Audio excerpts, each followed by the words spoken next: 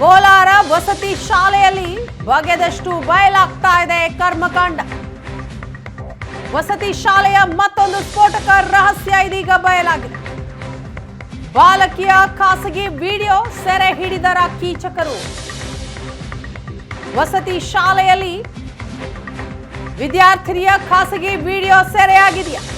Video ಬಗ್ಗೆ ಒಪ್ಪಿಕೊಂಡ ಕ್ರೈಸ್ತ ಸಂಸ್ಥೆಯ ಅಧಿಕಾರಿ. ಖಾಸಗಿ ವಿಡಿಯೋ ಬಗ್ಗೆ ನನ್ನ ಗಮನಕ್ಕೂ ಬಂದಿದೆ ಅಂತ ಹೇಳ್ತಾರೆ. ವಸತಿ ಶಾಲೆಯಲ್ಲಿ ಹಾಗಾದ್ರೆ ಬಾಲಕಿಯ ಖಾಸಗಿ ವಿಡಿಯೋ ಸೆರೆ ಹಿಡಿಯಲಾಗಿದೆಯಾ? ವಿಡಿಯೋ ಬಗ್ಗೆ ಒಪ್ಪಿಕೊಂಡ ಕ್ರೈಸ್ತ ಸಂಸ್ಥೆಯ ಅಧಿಕಾರಿ. ನನಗೂ ಸಹ ಆ ದೃಶ್ಯ ಮೊಬೈಲ್ನಲ್ಲಿ ತೋರಿಸಿದ್ದಾರೆ. ಯಾರು ಸೆರೆ ಹಿಡಿದಿದ್ದಾರೆ ಅಂತ ತನಿಖೆ ಮಾಡ್ತೀವಿ. ಕ್ರೈಸ್ತ ಸಂಸ್ಥೆಯ ಅಧಿಕಾರಿ ನವೀನ್ ಕುಮಾರ್ ರಾಜು ಹೇಳಿಕೆ. ಕೋಲಾರ ವಸತಿ ಶಾಲೆಯಲ್ಲಿ ಬಗೆದಷ್ಟು ಕರ್ಮಕಾಂಡ ಬಯಲಾಗ್ತಾ ಇದೆ. ವಸತಿ ಶಾಲೆಯ ಮತ್ತೊಂದು ಸ್ಫೋಟಕ ರಹಸ್ಯ. ಬಾಲಕಿಯ ಖಾಸಗಿ ವಿಡಿಯೋವನ್ನ ಸೆರೆ ಹಿಡಿಯಲಾಗಿದೆಯಾ? ಎಸ್, ಇದನ್ನ ಸೆರೆ ಹಿಡಿಯಲಾಗಿದೆ ಅಂತ ಒಪ್ಕೊಂಡಿದ್ದಾರೆ ಕ್ರೈಸ್ಟ್ ಸಂಸ್ಥೆಯ ಅಧಿಕಾರಿ. ಹಾಗಾದ್ರೆ ಯಾರು ಸೆರೆ ಹಿಡಿದಿದ್ದಾರೆ? ಏನ್ ತನಿಖೆ ಆಗ್ತಾ ಇದೆ? ಕ್ರೈಸ್ಟ್ ಸಂಸ್ಥೆಯ ಅಧಿಕಾರಿ ನವೀನ್ ಕುಮಾರ್ ರಾಜು ಏನ್ ಹೇಳಿಕೆ ಕೊಟ್ಟಿದ್ದಾರೆ ನೋಡಿ. ವಿಡಿಯೋ ರೆಕಾರ್ಡಿಂಗ್ ಬಗ್ಗೆ ಪೋಷಕರು ಇವಾಗ ಆರೋಪ ಮಾಡ್ತಾ ಇದ್ದಾರೆ ಸರ್. ನಿನ್ನೆ ಆ ಹುಡುಗಿಗೆ ತೋರಿಸಿದಾರಂತೆ. ಆ ಹುಡುಗಿ ವಿಡಿಯೋ ನಾನು ನೋಡಿದೆ, ನಾನು ನೋಡಿದೆ. ಅದು ಯಾರು ಹೇಳಿದಾರೆ ಅಂತ ಹೇಳ್ಬಿಟ್ಟು ಈಗ FIR ಅದು ಒಂದು ಪಾಯಿಂಟ್ ಬರ್ತದೆ ಸರ್. ಇದೆಯಾ ಸರ್ ವಿಡಿಯೋ? ಇದೆಯಾ ಸರ್? ಅದು ನಾನು ನೋಡಿದೆ. ಈಗ ನನಗೆ ತೋರಿಸಿದ್ರು. ಈಗ ನನ್ನವರೆಗೂ ನನ್ನ ಮೊಬೈಲ್ಗೆ ಏನು ಬರಲಿಲ್ಲ, ನನಗೆ ತೋರಿಸಿದ್ರು, ನೋಡಿದೆ. It's completely useless thing. Sir ಆರೋಪ ನಿಜನಾ ಏನು ಅಂತ ಸರ್? ಅದು ಆರೋಪ ನಿಜ ಅನ್ನೋದಕ್ಕೆ ನಾನೀಗ ಏನು ಹೇಳೋಕ್ಕಾಗಲ್ಲ. ಪ್ರೈಮಾ ಫೇಸಿ ನಾನು ನೋಡಿದ್ದೀನಿ, ಬಟ್ ಅದು ಯಾರು ಮಾಡಿದ್ದಾರೆ ಅನ್ನೋದನ್ನು ಪ್ರೂವ್ ಮಾಡಬೇಕು. ಅದು ಈಗ ನಾವು FIR ಅಲ್ಲಿ ಏನು ಮಾಡ್ತಾ ಇದೀವಿ ಕಂಪ್ಲೇಂಟ್. ಸರ್, ಹಾಸ್ಟೆಲ್ ಒಳಗಡೆ ಖಾಸಗಿ ವ್ಯಕ್ತಿಗಳಿಗೆ ಒಳಗಡೆ ಹೋಗುವಂಥದ್ದಕ್ಕೆ ಅವಕಾಶ ಇರೋದಿಲ್ಲ. ಹೌದು ಹೌದು. ಇದನ್ನು ಯಾರು ಮಾಡಿದ್ದಾರೆ, ಈ ಥರದ್ದು ಎಷ್ಟಾಗಿದೆ, ಇನ್ನು ಈಗ ಹೇಗೆ ಮಾಡ್ತಾ ಇದ್ದಾರೆ, ಇದೇನಾದ್ರು ಜಾಲಾಗಿಲ್ಲನ ಪ್ರತಿಯೊಂದು ಕೂಡ they will going to enquiry. ಇಲ್ಲ, ಇದನ್ನು ಮತ್ತೆ ಮರುಕಳಿಸ್ದಂಗೆ ನಾವು ನೋಡ್ಕೊತೀವಿ. ಇಲ್ಲಿರ್ತಕ್ಕಂಥ ಕಂಪ್ಲೀಟ್ ಸಿಸ್ಟಮ್ನೇ ಚೇಂಜ್ ಮಾಡ್ತೀವಿ. ಈಗ ಇರ್ತಕ್ಕಂಥ ಪ್ರಿನ್ಸಿಪಲ್ ಇರಲ್ಲ, ವಾರ್ಡನ್ ಇರಲ್ಲ, ಟೀಚರ್ ಇರಲ್ಲ. ಈಗ ಹೊಸ ಸಿಸ್ಟಮ್ನೇ ತೊಗೊಂಬರ್ತೀವಿ.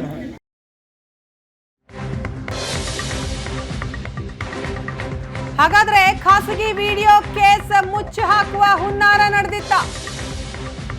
ವಸತಿ ಶಾಲೆಯಲ್ಲಿನ ಕೀಚಕರ ರಕ್ಷಣೆಗೆ ಅಧಿಕಾರಿಗಳು ನಿಂತಿದ್ದಾರೆ.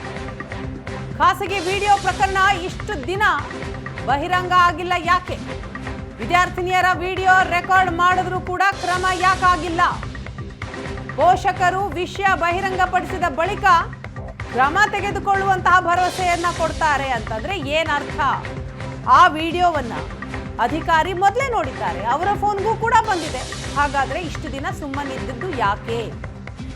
ಕ್ರಮ ತೆಗೆದುಕೊಳ್ಬೇಕಾದಂತಹ ಅಧಿಕಾರಿ ಆದ್ರೆ ಈ ಬಗ್ಗೆ ತನಿಖೆ ಮಾಡಿಸ್ತೀವಿ, ಕ್ರಮ ತೆಗೆದುಕೊಳ್ತೀವಿ, ನನಗೂ ಕೂಡ ವಿಡಿಯೋ ಬಂದಿದೆ, ಈ ರೀತಿಯ ಉತ್ತರವನ್ನ ಕೊಡ್ತಾ ಇರೋದು ಯಾಕೆ? ಕ್ರಮ ಕೈಗೊಳ್ಳುವಂತೆ ಅಧಿಕಾರಿಗೆ ಮುತ್ತಿಗೆ ಹಾಕಿ ಈಗ ಪೋಷಕರು ಪ್ರತಿಭಟನೆಯನ್ನ ಮಾಡಿದ್ದಾರೆ. ಪೋಷಕರು ವಿಷಯವನ್ನ ಬಹಿರಂಗಪಡಿಸಿದ ಬಳಿಕನೇ ಇದು ಕೂಡ ಗೊತ್ತಾಗಿದೆ. ಜೊತೆಗೆ ಕ್ರಮ ತೆಗೆದುಕೊಳ್ಳುವಂತಹ ಭರವಸೆ. ಈಗ ವಿಡಿಯೋ ಸೆರೆ ಹಿಡಿದವರ ವಿರುದ್ಧ ಕ್ರಮ ತೆಗೆದುಕೊಳ್ಳಲೇಬೇಕು ಅಂತ ಪೋಷಕರು ಪಟ್ಟು ಹಿಡಿದಿದ್ದಾರೆ, ಪ್ರತಿಭಟನೆ ಮಾಡ್ತಿದ್ದಾರೆ. ಇಲ್ಲೇ ಓದ್ತಾ ಇದ್ದಾರೆ ಸರ್. ಎಷ್ಟು ವರ್ಷದಿಂದ ಓದ್ತಾ ಇದ್ದಾರೆ? 3 ವರ್ಷದಿಂದ ಓದ್ತಾ ಇದ್ದಾರೆ ಸರ್. ಏನಾದ್ರು ಹೇಳ್ಕೊಂಡಿದ್ರೆ ಯಾವಾಗಾದ್ರು? ಸರ್ ಸಣ್ಣ ಪುಟ್ಟ ಹೇಳ್ತಾ ಇದ್ರು. ಅವೆಲ್ಲ ಸಹಜನಮ್ಮ, ಓದುವಾಗ ಅವೆಲ್ಲ ನೀವು ಮಾಡಲೇಬೇಕು, ಸಣ್ಣ ಪುಟ್ಟ ಕೆಲಸ ಮಾಡಬೇಕು ಅಂತ ಹೇಳ್ತಾ ಇದ್ವಿ. ಅಂದರೆ ನಮ್ಮ ಮಕ್ಳಿಗೆ ನಾವು ಹೇಳ್ತಾ ಇದ್ವಿ. ಅಂದರೆ ಈ ಥರ ಟಾರ್ಚರ್ ಕೊಡ್ತಾರೆ ಅಂತ ಗೊತ್ತಿರಲಿಲ್ಲ. ಪಿಟ್ ಕ್ಲೀನ್ ಮಾಡಿಸೋದು, ಮತ್ತು ಇದ್ರ ಡಾರ್ಮೆಂಟ್ರಿಯಲ್ಲಿ ಫೋಟೋ ತೆಗೆಯೋದು. ಸರ್ ಅದು ಏನೋ ಬಟ್ಟೆ ಅವ್ರು ಹಾಕ್ಕೊಳ್ಳೋ ಡ್ರೆಸ್ ಚೇಂಜ್ ಮಾಡುವಾಗ ಫೋಟೋ CDP ಅವ್ರ ಸಾಹೇಬ್ರಿಗೆ ಹೋಗಿದ್ದಂತೆ. ನಿನ್ನೆ ತೋರಿಸಿದ್ರಂತೆ. ಅವರು ಯಾರು ಮಾಡಿದಾರೆ ಅಂತ ಗೊತ್ತಿಲ್ಲ. ಅಂದರೆ ಶಿಕ್ಷಕರೇ ಮಾಡಿರೋದು ಅಂತ ಸರ್. ಇನ್ನು ಬೇರೆ ಯಾರು ಮಾಡಿರ್ತಾರೆ? ಬಟ್ಟೆ ಚೇಂಜ್ ಮಾಡುವಾಗ ಫೋಟೋಸ್ ಹೋಗಿರೋದು. ನಿಮ್ಮ ಮಗಳು ಹೇಳ್ಕೊಟ್ಟಿದ್ರು ಸರ್?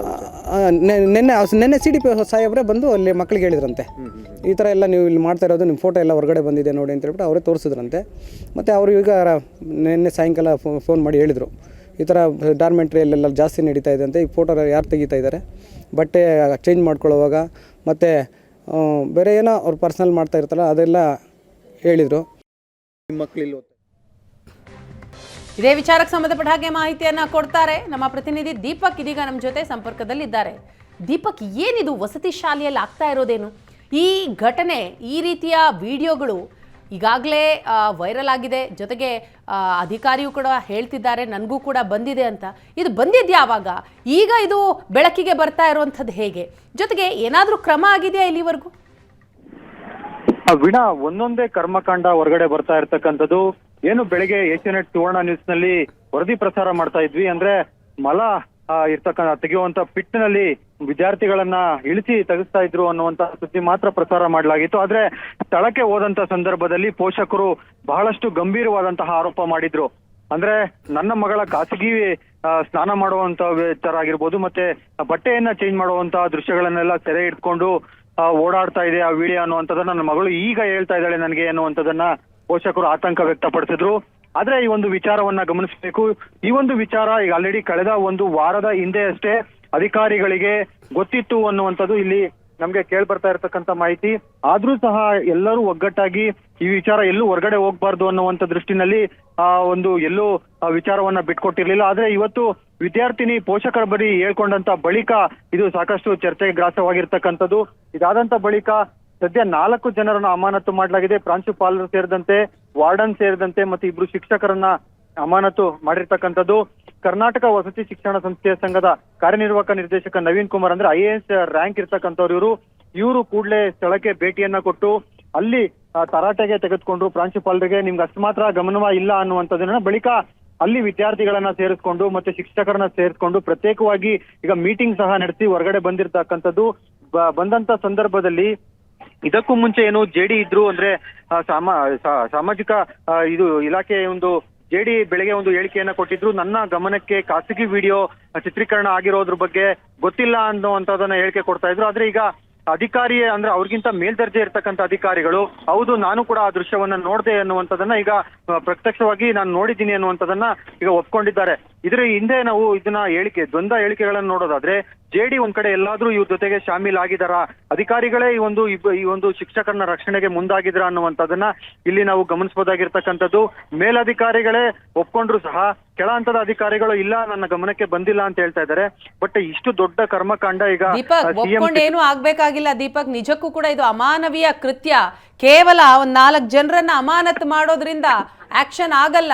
ಇಂತಹ ಘಟನೆ ಮತ್ತೆ ಮರುಕಳಿಸಬಾರ್ದು. ಆ ನಿಟ್ಟಿನಲ್ಲಿ ಅವರಿಗೆ ಶಿಕ್ಷೆ ಆಗಬೇಕು.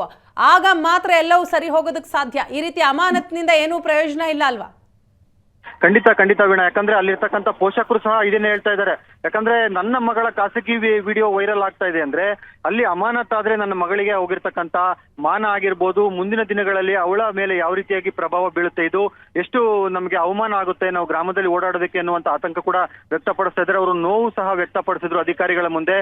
ಅಧಿಕಾರಿಗಳು ಸಹ ಇದನ್ನ ಅಂದ್ರೆ ಅವರ ಕೈ ಮೀರಿ ಹೋಗಿದೆ. ಯಾಕಂದ್ರೆ ಈಗ ಆಲ್ರೆಡಿ ಅವರೆಲ್ಲ ಕೂಡ ಅಲ್ಲಿ ಒಂದು ಗುಂಪುಗಾರಿಕೆ ಮಾಡಿಕೊಂಡು ಈ ವಿಡಿಯೋವನ್ನ ಸದ್ಯ ಸಾಮಾಜಿಕ ಜಾಲತಾಣಗಳಲ್ಲಿ ವೈರಲ್ ಮಾಡಿಲ್ಲ. ಆದ್ರೂ ಸಹ ಅವರವರೇ ಈ ವಿಡಿಯೋಗಳನ್ನ ನೋಡ್ಕೊಂಡಿರ್ತಕ್ಕಂಥದ್ದು ಎಷ್ಟು ವಿಕೃತಿ ಮನಸ್ಸು ಇರ್ಬೋದು ಅನ್ನುವಂಥದ್ದನ್ನ ಇಲ್ಲಿ ಸಾರ್ವಜನಿಕರು ಸಹ ಬಹಳಷ್ಟು ಆಕ್ರೋಶವನ್ನ ಹೊರಗಡೆ ಆಗ್ತಾ ಇದ್ದಾರೆ. ಪೋಷಕರು ಸಹ ನಮ್ಗೆ ಈ ಶಾಲೆಯ ಸವಾಸವೇ ಬೇಡ ಅನ್ನುವಂತ ನಿಟ್ಟಿನಲ್ಲಿ ತಮ್ಮ ಮಕ್ಕಳನ್ನ ಈಗ ಮನೆಗೆ ವಾಪಸ್ ಕರ್ಕೊಂಡು ಹೋಗ್ತಾ ಇದ್ದಾರೆ.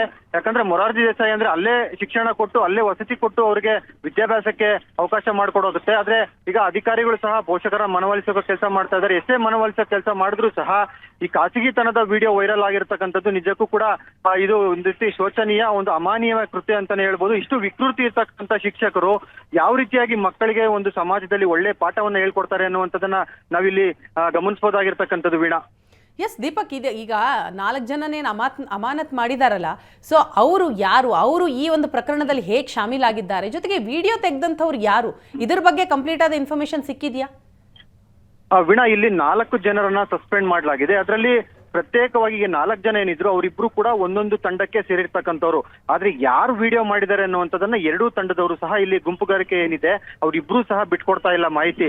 ಆದ್ರೆ ಯಾರು ವಿಡಿಯೋ ಮಾಡಿಲ್ಲ ಅಂತ ಹೇಳಿ ಬೆಳಗ್ಗೆಯಿಂದಲೂ ಹೇಳ್ತಾ ಇದ್ರು. ಈಗ ವಿಡಿಯೋ ಅಧಿಕಾರಿಗಳ ಗಮನಕ್ಕೆ ಬಂದಂತ ಬಳಿಕ ಇದು ಯಾರು ಮಾಡಿದ್ದಾರೆ ಅನ್ನುವಂತ ಬಾಯಿ ಬಿಡ್ತಾ ಇಲ್ಲ. ಹೀಗಾಗಿ ಈಗ ತನಿಖೆ ಸಹ ಈಗ ಬಹಳಷ್ಟು ಒಂದ್ ರೀತಿಯಾಗಿ ಚುರುಕಾಗಿರ್ತಕ್ಕಂಥದ್ದು. ಯಾಕಂದ್ರೆ ಸಿಎಂ ಸಿದ್ದರಾಮಯ್ಯನವರು ಸಹ ಸೂಚನೆ ಕೊಟ್ಟಿದ್ದಾರೆ, ಯಾರೇ ಈ ಒಂದು ಕೃತ್ಯವನ್ನ ಮಾಡಿದ್ರು ಅವ್ರ ಮೇಲೆ ಕ್ರಿಮಿನಲ್ ಕೇಸನ್ನ ದಾಖಲಿಸಬೇಕು ಅನ್ನುವಂತ ಸೂಚನೆಯನ್ನು ಕೊಟ್ಟಿದ್ದಾರೆ. ಹೀಗಾಗಿ ಈಗ ಮಾಸ್ತಿ ಪೊಲೀಸ್ ಠಾಣೆಯಲ್ಲಿ 4 ಜನರ ವಿರುದ್ಧವೂ ಸಹ ಈಗ FIR ದಾಖಲಾಗಿದೆ. ಇನ್ನೇನು ಕೆಲವೇ ಕ್ಷಣಗಳಲ್ಲಿ ಅವರ ಬಂಧನ ದೀಪಕ್ ಸಹ ಬರ್ತೀನಿ, ಮತ್ತಷ್ಟು ಅಪ್ಡೇಟ್ಸ್ ಅನ್ನ ಪಡಿತೀನಿ. ಇದೀಗ ಮಕ್ಕಳ ರಕ್ಷಣಾ ಘಟಕದ ನಾಗರತ್ನ ಅವರು ನಮ್ಮ ಜೊತೆ ಸಂಪರ್ಕದಲ್ಲಿದ್ದಾರೆ.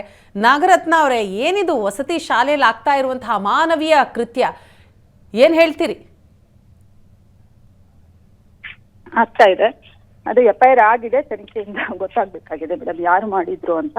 ಅಭಿಷೇಕ್ ಅವ್ರು ಮಾಡಿದ್ರು ಅಂತ ಈಗ ತಾನೇ ಮಾಹಿತಿ. ಈ ಅಭಿಷೇಕ್ ಯಾರು? ಅಭಿಷೇಕ್ ಯಾರು ನಾಗರತ್ನ ಅವರೇ? ಸಮಾಜ ಟೀಚರ್.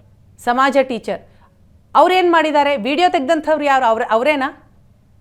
ವಿಡಿಯೋ ಅವರೇ ತೆಗ್ದಿದ್ದಾರೆ ಅಂತ ನನಗೆ ಪೋಷಕರು ಈಗ ಕಾಲ್ ಮಾಡಿದೆ, ನನಗೀಗ 2 hours ಬ್ಯಾಕು ಗೊತ್ತಾದಾಗ ಅವರೇ ಮಾಡಿರೋದು ಅಂತ ಮಕ್ಳು ಹೇಳ್ತಿದ್ದಾರೆ ಅಂತ ಹೇಳಿದ್ರು ಪೋಷಕರು. ಅದು ಮಾತನಾಡಿದೀನಿ ಮೇಡಮ್. ವಿಡಿಯೋ ನಾನು ನೋಡಿಲ್ಲ. ಅದು ಇದಾಗಿದೆ, FIR ಆಗಿದೆ ಈಗ ತಾನೇ ಮಾಸ್ತಿ ಪೊಲೀಸ್ ಸ್ಟೇಷನ್ ಅಲ್ಲಿ. ತನಿಖೆ ಹಾಕ್ತೀರಾ? ಈಗ ಅವ್ರನ್ನ ಅಮಾನತ್ ಮಾಡ್ಲಾಗಿದೆಯಾ? ಸಸ್ಪೆಂಡ್ ಮಾಡಿದಾರ ಅವ್ರನ್ನ? ಹೌದು ಮಾಡಿದ್ದಾರೆ. ಭಾರತಮ್ಮನ ಮಾಡಿ. ಎಷ್ಟು ಜನ ಸಸ್ಪೆಂಡ್ ಮಾಡಲಾಗಿದೆ ಈ ಪ್ರಕರಣದಲ್ಲಿ? 3 ಜನ ಮಾಡಿದ್ರು. 3 ಜನನ? ಹೌದು. ಯಾರ್ಯಾರು ಮೇಡಮ್?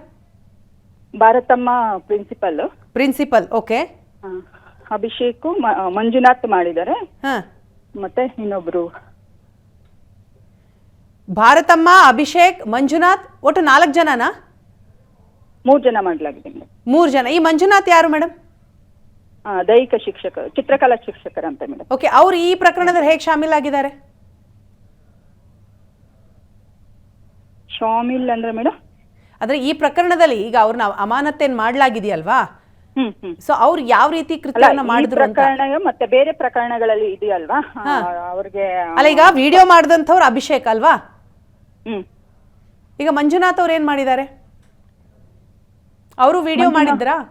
ಅಲ್ಲ ಅಮಾನತ್ ಮಾಡಿರೋದು ಈ ವಿಚಾರಕ್ಕೆ, ಆ ಮಕ್ಕಳನ್ನ ಹೊಡಿತಾರೆ, ಮತ್ತೆ ಬ್ಯಾಗ್ ಶೌಚಗುಂಡಿ ಕ್ಲೀನ್ ಮಾಡಿಸೋದು, ಶೌಚಗುಂಡಿ, ಎಲ್ಲ ಕಾರಣಗಳಿಗೆ ಮಾಡಿರೋದು. ಈಗ ತಾನೇ ಇದು ಹೆಣ್ಣು ಮಕ್ಕಳ ಖಾಸಗಿ ವಿಡಿಯೋ ಮಾಡ್ತಾರೆ ಅಂತ ನಮ್ಗೆ ಮಾಹಿತಿ ಇವತ್ತು ಗೊತ್ತಾಗಿದ್ದು. ಅದು ಸೇರಿಸಿ FIR ಆಗಿದೆ, ತನಿಖೆಯಿಂದ ಗೊತ್ತಾಗ್ಬೇಕಾಗಿದೆ ನಮ್ಗೆ. ಅಲ್ಲ ನಾಗರತ್ನ ಅವರೇ, ಈ ಒಂದು ರೀತಿ ಏನಲ್ಲಿ ಚಿಕ್ಕ ಮಕ್ಕಳು ಅವರ ಖಾಸಗಿ ವಿಡಿಯೋ ತೆಗೆಯುವಂಥದ್ದು, ಅದು ಕೂಡ ಅಲ್ಲಿನ ಅಧ್ಯಾಪಕರೇ ಈ ಕೃತ್ಯದಲ್ಲಿ ಭಾಗಿಯಾದಂಥದ್ದು, ಏನ್ ಸಂದೇಶ ರವಾನಿಸ್ತಾ ಇದೆ? ಒಂದು ಜೊತೆಗೆ ಇವ್ರನ್ನ ಕೇವಲ ಅಮಾನತ್ತು ಮಾಡೋದ್ರಿಂದ ಪ್ರಾಬ್ಲಮ್ ಸಾಲ್ವ್ ಆಗುತ್ತಾ? ಈಗ ಮಕ್ಕಳಿಗೆ ಎಷ್ಟೊಂದು ಹಿಂಸೆ ಆಗಿರುತ್ತಲ್ಲಿ. ಪ್ರಾಬ್ಲಮ್ ಸಾಲ್ವ್ ಆಗಲ್ಲ ಮೇಡಮ್, ಮಾನಸಿಕವಾಗಿ ಮಕ್ಕಳು ಕುಂದಿರ್ತಾರೆ. ಹೌದು, ಅದು ಮಕ್ಕಳಲ್ಲಿ ಓದೋದಕ್ಕೆ ಅವ್ರಿಗೆ ಮತ್ತೆ ವಾಪಸ್ ಬರ್ಬೇಕಂದ್ರೆ ಕಷ್ಟ ಆಗುತ್ತೆ. ಅದನ್ನ ನಾವು ಕೌನ್ಸಿಲಿಂಗ್ ಮಾಡ್ತೀವಿ ನಿರಂತರವಾಗಿ, ಮಕ್ಕಳಿಗೂ ವಾಪಸ್ ತರ್ತೇವೆ. ಇವ್ರಿಗೆ ಇನ್ನೂ ಬೇರೆ ಬೇರೆ ಶಿಕ್ಷೆ ಆಗುತ್ತೆ ಮೇಡಮ್. ಇವ್ರಿಗೆ ಏನ್ ಪನಿಷ್ಮೆಂಟ್ ಇದೆಯಾ ಅದು ಸಿಗುತ್ತೆ, ಇವ್ರು ಮಾಡಿರೋದು ನಿಜ ಅನ್ನೋದಾದ್ರೆ. ಅದೆಲ್ಲ ತುಂಬಾ ಅದೆಲ್ಲ ಹೊಡೆದಿರೋದೆಲ್ಲ ನೋಡಿದ್ರೆ ತುಂಬಾನೇ ನೋವು ಆಗುತ್ತೆ.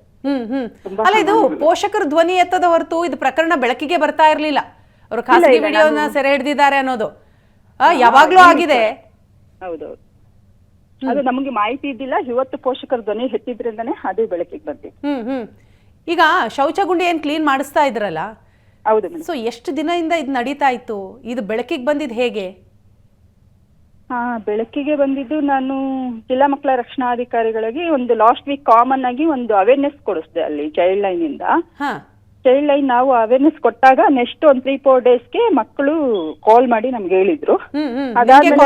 ಡೈರೆಕ್ಟ್ ಆಗಿ ಚೈಲ್ಡ್ ಲೈನ್ 1098 ಇದೆಯಲ್ವಾ, ಮಕ್ಕಳ ಸಹಾಯವಾಣಿ, ಅದಕ್ಕೆ ಕಾಲ್ ಮಾಡಿದ್ರು. ಅದು ಕಾಲ್ ಮಾಡಿದಾದ್ಮೇಲೆ ಅಷ್ಟೇನೆ ನಾನು ವಿಸಿಟ್ ಮಾಡಿದಾಗ ನನಗೆ ಅದು ವಾಸ್ತವ ಗೊತ್ತಾಯ್ತು. ಅಲ್ಲಿ ಶಿಕ್ಷಕರು ಒಬ್ಬರ ಮೇಲೆ ಒಬ್ರು ಚಾಡಿ ಮಾಡ್ಕೊಂಡು ಒಬ್ಬರ ಮೇಲೆ ಒಬ್ರು ದೂರ ಮಾಡಿದಾಗ ಮಕ್ಕಳನ್ನ ಮಾತನಾಡಿಸಿದಾಗ ಮಕ್ಕಳು ಏನು ಹೇಳೋ ಪರಿಸ್ಥಿತಿಯಲ್ಲಿ ಇಲ್ಲ. ಅವ್ರಿಗೆ ಭಯ ತುಂಬಾನೇ, ಹೇಳಕ್ಕಾಗಲ್ಲ ಅವ್ರಿಗೆ. ಅದೆಲ್ಲ ನೋಡಿ ನನಗೆ ತುಂಬಾನೇ ನೋವಾಯ್ತು. ಆ ವಿಡಿಯೋಸ್ ಎಲ್ಲ ನೋಡ್ಬಿಟ್ಟು ತುಂಬಾನೇ ಹರ್ಟ್ ಆಯ್ತು. ಆಮೇಲೆ ನಾನು ಇವರು ಶ್ರೀನಿವಾಸ್ ಸರ್ ಇದಾರಲ್ವಾ, ಅವ್ರೊಟ್ಟಿಗೆ ಮಾತನಾಡಿ, ಸರ್ ನಾನು FIR ಮಾಡೋದು, ಇಲ್ಲಾಂದ್ರೆ ನಾನು ಏನಾದ್ರು ಬರೆಯೋದು ಬೇರೆದು, ನೀವು ಆಕ್ಷನ್ ತಗೊಳ್ತಿರೋದು? ಇಲ್ಲ ಮೇಡಮ್, ನನ್ ಗಮನಕ್ಕಿಲ್ಲ, ನಾನು ಇವತ್ತೇ ಹೋಗಿ ತಗೊಳ್ತೀನಿ ಅಂತ ನೆನ್ನೆನೆ ಅವ್ರು ಹೋಗಿ ಆಕ್ಷನ್ ತಗೊಂಡಿದ್ದಾರೆ. ಆಗಿದೆ ಆಕ್ಷನ್ ಅವ್ರ ಮೇಲೆ. ಇನ್ ಮುಂದೇನು ಆ ತನಿಖೆಯಿಂದ ಆಕ್ಷನ್. ನಾಗರತ್ನ ಅವರೇ, ನಮ್ಗೆ ನಿಮ್ಮ ಮೇಲೆ ಸಂಪೂರ್ಣವಾದ ವಿಶ್ವಾಸ ಇದೆ. ಇದು ಒಂದು ತಾರ್ಕಿಕ ಅಂತ್ಯ ಕಾಣುತ್ತೆ. ಜೊತೆಗೆ ಇದು ಮತ್ತೆ ಮರುಕಳಿಸಬಾರ್ದು. ಯಾರು ಹೌದು, ತಪ್ಪಿತಸ್ಥರಿದ್ದಾರೋ ಬೇರೆ ಅವ್ರಿಗೆ ಕಠಿಣ ಶಾಲೆಗಳಲ್ಲಿ ಶಿಕ್ಷೆ ಆಗಬೇಕು. ಅಲ್ಲ, ಬೇರೆ ಮಕ್ಕಳಿಗೆ ಈ ತರ ಆಗ್ಬಾರ್ದು ಅಂತಾನೆ ಇಷ್ಟು ಬೇಗ ಅವ್ರಿಗೆ ಪನಿಷ್ಮೆಂಟ್ ಕೊಡೋ ಒಂದು ವ್ಯವಸ್ಥೆಯನ್ನ ಮಾಡಿ. ಅಲ್ಲ ಅಮಾನತ್ ಮಾಡೋದ್ರಿಂದ ಏನೂ ಆಗಲ್ಲ ನಾಗರತ್ನ ಅವರೇ. ಹೌದು. Yes, thank you so much Asianet Suvarna news ಜೊತೆ ಮಾತನಾಡಿದ್ದಕ್ಕಾಗಿ.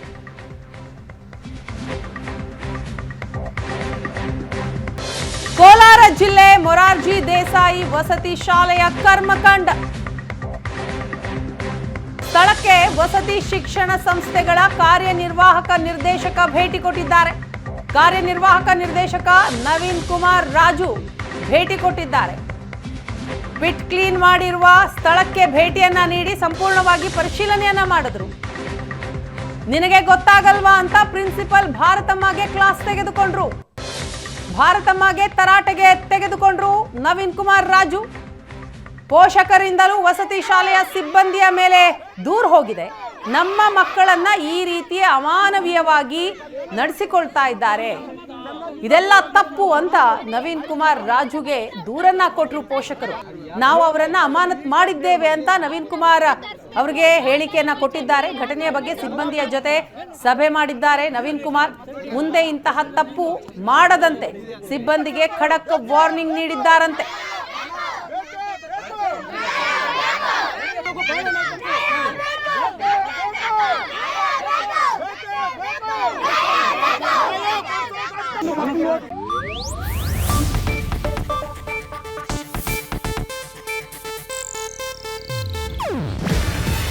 ಇದು ಏಷ್ಯಾನೆಟ್ ನ್ಯೂಸ್ ನೆಟ್ವರ್ಕ್ ಪ್ರಸ್ತುತಿ. ನೀವು ನೋಡ್ತಿದ್ದೀರಾ ಏಷ್ಯಾನೆಟ್ ಸುವರ್ಣ ನ್ಯೂಸ್.